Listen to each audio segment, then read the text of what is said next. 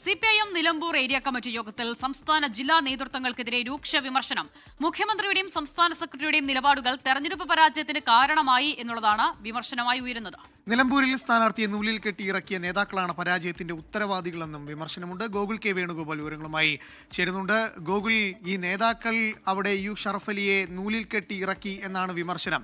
എനിക്ക് തോന്നുന്നു ഏകദേശം 54,000+ വോട്ടുകളുടെ ഭൂരിപക്ഷത്തിനാണ് അവിടെ ആര്യടൻ ഷൗക്കത്ത് വിജയിച്ച് കയറിയത്. അപ്പോൾ ഈ വിമർശനങ്ങൾ എങ്ങനെ എടുക്കുന്നു നേതൃത്വം?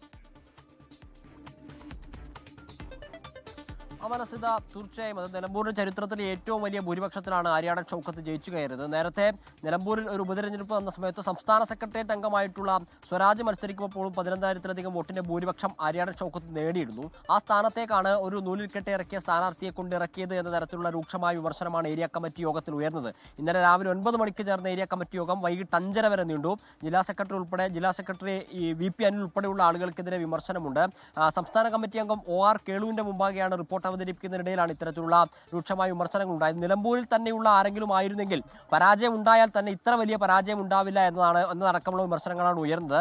സംസ്ഥാന സെക്രട്ടറിയുടെയും മുഖ്യമന്ത്രിയായിരുന്ന പിണറായി വിജയന്റെയും ഒക്കെ ശരീരഭാഷ ഉൾപ്പെടെയുള്ള കാര്യങ്ങൾ തെരഞ്ഞെടുപ്പിന് തിരിച്ചടിയായി എന്നതടക്കമുള്ള വിമർശനങ്ങളാണ് ഉയരുന്നത്. നേരത്തെ തന്നെ പല ഏരിയ കമ്മിറ്റി യോഗങ്ങളിലും ഇത്തരത്തിലുള്ള വിമർശനങ്ങൾ ഉണ്ടായിരുന്നു.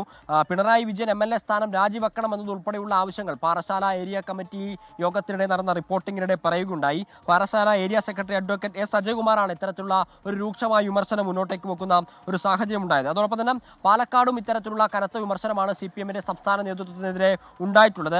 മുഖ്യമന്ത്രിയുടെ പലതരത്തിലുള്ള പരാമർശങ്ങൾ നമ്മൾ കണ്ടതാണ്. കഴിഞ്ഞ തെരഞ്ഞെടുപ്പിൽ ചർച്ച ചെയ്തിട്ടുള്ള കടക്കുപുറത്ത് ഡാഷ് മോനെ തുടങ്ങിയ പരാമർശങ്ങളൊക്കെ തെരഞ്ഞെടുപ്പിൽ തിരിച്ചടിയായിട്ടുണ്ട്. അതോടൊപ്പം തന്നെ വെള്ളാപ്പള്ളി നടേശന്റെ പ്രസ്താവനകളെ തള്ളിപ്പറയാതിരുന്നത് ന്യൂനപക്ഷ ഏകീകരണത്തിന് കാരണമായിട്ടുണ്ട് എന്നതടക്കമുള്ള വിമർശനങ്ങൾ പല ഏരിയ കമ്മിറ്റി യോഗങ്ങളിലും ഉയർന്നു വരുന്നു എന്നുള്ളതാണ്.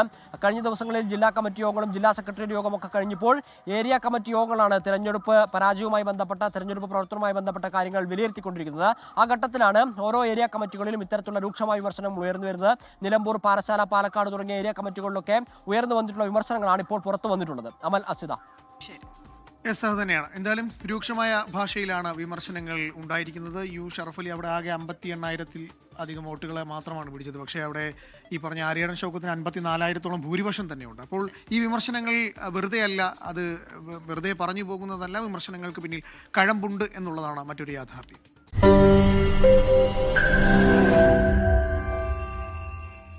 ലോകത്തെവിടെയായാലും ഏത് സമയത്തും 24 വാർത്തകളും ഓഗ്മെന്റഡ് റിയാലിറ്റി പാക്കേജുകളും എക്സ്പ്ലെയിനറുകളും വിശദമായി കാണാൻ ഞങ്ങളുടെ YouTube ചാനൽ നിങ്ങൾക്ക് സബ്സ്ക്രൈബ് ചെയ്യാം.